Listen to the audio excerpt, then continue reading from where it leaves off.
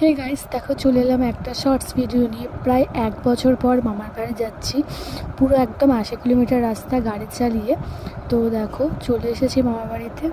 আমরা গিয়েছিলাম কালী পুজোর জন্য, বাট গিয়েই আমি একদম ওখানে দাদার সাথে বেরিয়ে গেছি ঠাকুর আনার উদ্দেশ্যে। দেখো এখানে মাটিতে ঠাকুর বানানো হচ্ছে।